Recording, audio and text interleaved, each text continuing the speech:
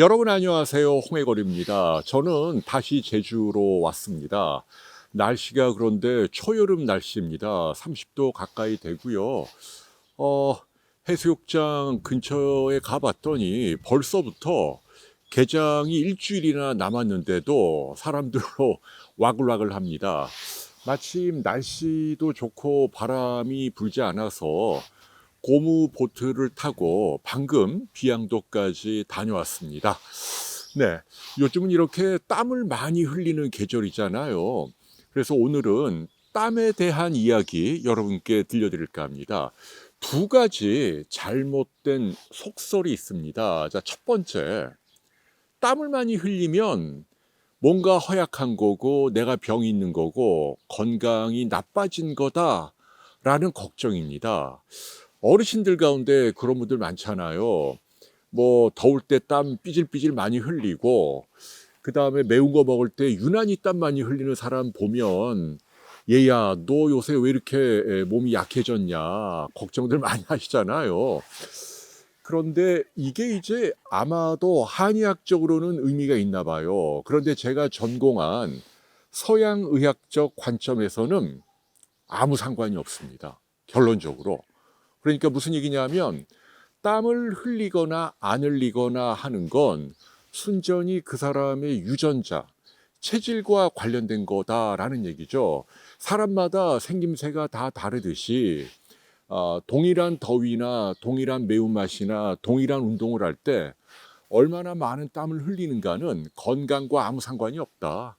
뭐 적게 흘릴 수도 있고 많이 흘릴 수도 있고 뭐 특정 질병과 연관성이 있는 것도 아니고 수명이 짧은 것도 아니다라는 얘기입니다.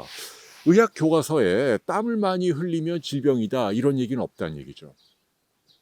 그래서 주변 사람 가운데 요즘 같은 계절에 땀이 좀 많다.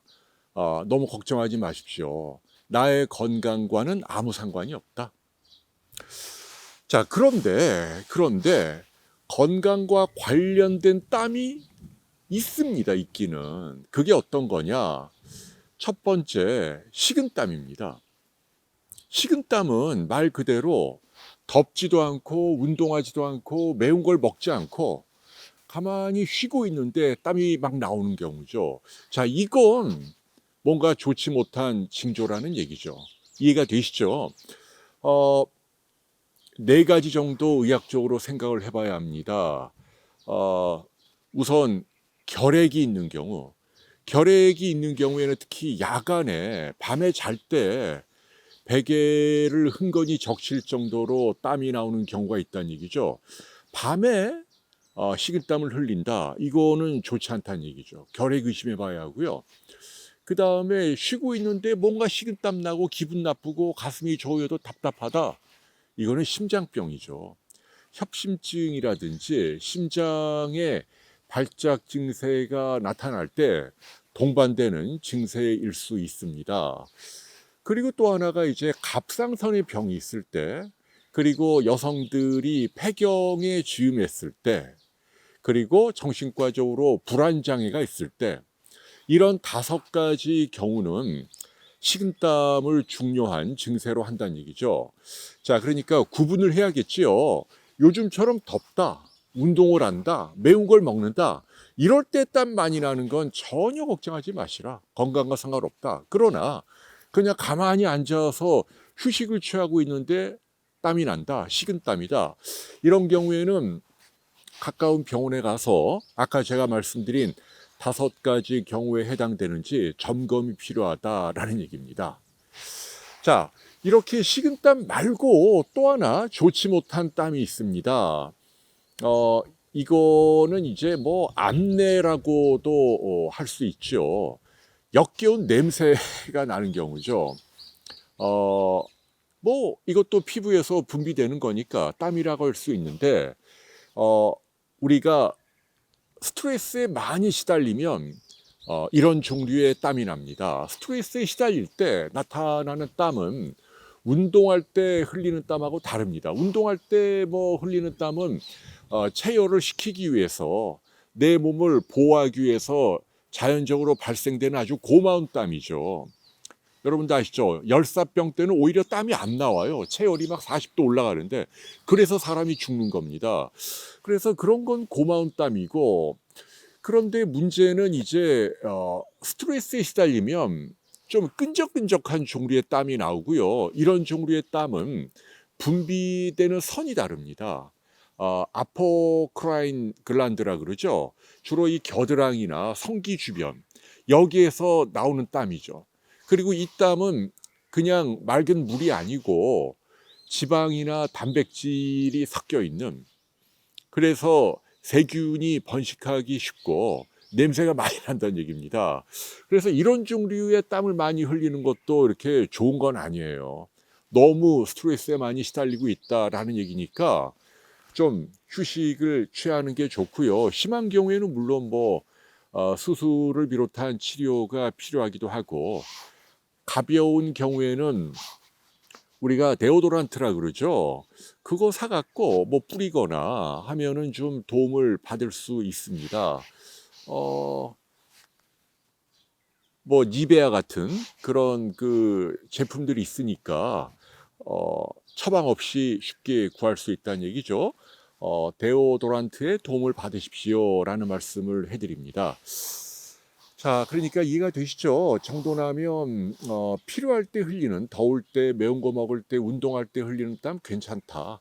그러나 그렇지 않은 식은땀 또는 스트레스 받을 때 겨드랑이나 성기 주변에서 끈적끈적한 땀이 나오는 거, 이건 바람직하지 않다. 이렇게 정돈할 수 있겠네요. 자, 또 한 가지 땀과 관련한 잘못된 속설이 있습니다. 땀 많이 흘리면 이제 여름 때 일부러 소금을 먹는 분이 있습니다. 땀으로 소금기가 빠져나가니까 보충해야 한다. 많이들 그렇게 알고 있잖아요. 이거 완전히 잘못된 겁니다. 오히려 건강에 해로울 수 있다는 얘기죠. 자, 왜냐하면 더울 때나 운동할 때 흘리는 땀은 고마운 땀이라 그랬죠. 거의 물입니다. 증발하면서 체열을 시키니까. 그런데 그 안에 성분을 보면 실제로 나트륨, 소금 성분이 우리 체액보다 훨씬 적어요. 그래서 굳이 우리가 소금을 더 먹게 되면 혈압이 올라가고 건강에 훨씬 더 해롭다는 얘기죠. 그래서 대한신장학회를 비롯한 여러 전문가 단체에서 이거 좀 잘못된 상식을 고칩시다 캠페인을 하고 있다는 얘기입니다. 차제 여러분들 바로 잡으시기 바랍니다. 무슨 얘기냐면 마라톤하고 농구하고 테니스하고 여름에 등산하고 땀 많이 흘리니까 내가 이거 소금 보충해야 돼. 일부러 소금을 먹거나 아니면 일부러 짠 음식을 막 그 소금에 찍어서 먹거나 그러면 안 된다. 오히려 혈압이 갑자기 뛰면서 중풍, 심장병 확률이 더 올라간다. 혈액이 더 끈적끈적해진다. 오히려 그럴 때는 그냥 맹물을 마시는 게 좋다. 땀을 많이 흘렸을 때 일부러 소금을 먹지 말라. 우리가 먹는 음식 안에 소금으로 충분하다. 차라리 맹물을 많이 마시는 게 도움이 된다라는 이야기 들려드립니다.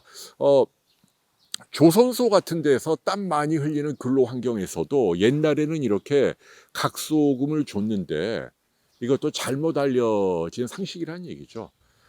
현대의학은 그렇게 땀을 많이 흘리는 환경이라 하더라도 그냥 우리가 먹는 음식 안에 소금만으로 충분하고 피부 바깥으로 흘리는 땀의 양은 많지만 실제로 그 안에 소금은 우리 생각보다 훨씬 작다.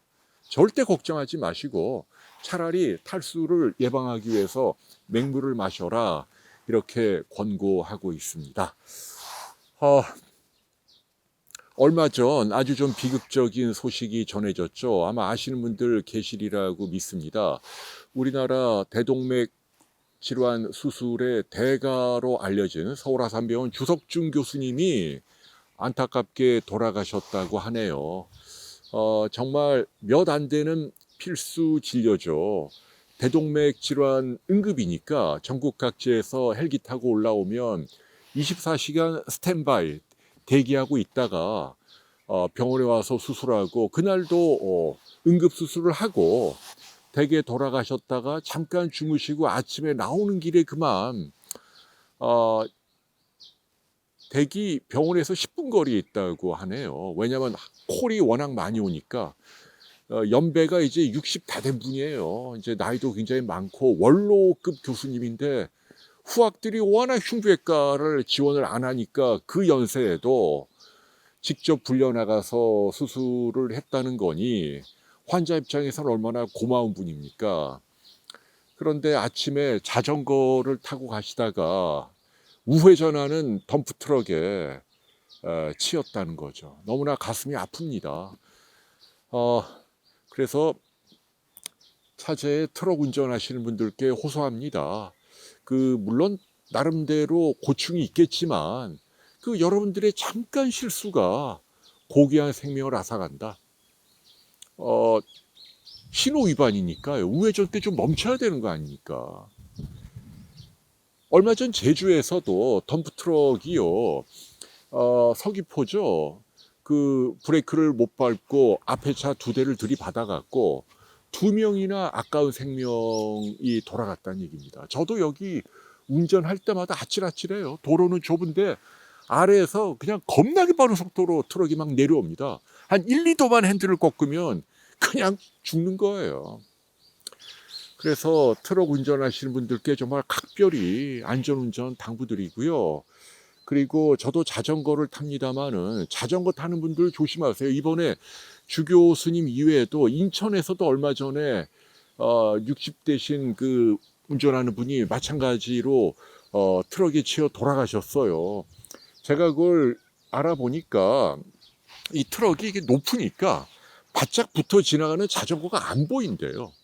그래서 자전거 타는 분들이 의뢰에 트럭이 나를 발견하고 피해 주겠지 천만의 말씀입니다. 안 보인대요. 그래서 어떤 청소년은 트럭에 깔렸다가 구사일생으로 빠져나오는 그런 영상도 유튜브에 막 돌아다니고 있다는 얘기입니다. 그래서 아무쪼록 자전거 탈 때 대형 트럭 조심하시고, 네, 아무튼 조심해야 합니다. 네, 뭐든. 여러분, 일주일 동안 아무쪼록 행복하시고요. 다들 안전 또 사고, 나를 위해서도 그렇고 다른 사람들을 위해서도 조심하십시다라는 말씀 해드리고 싶네요. 자, 행복한 한 주 보내세요. 안녕히 계십시오.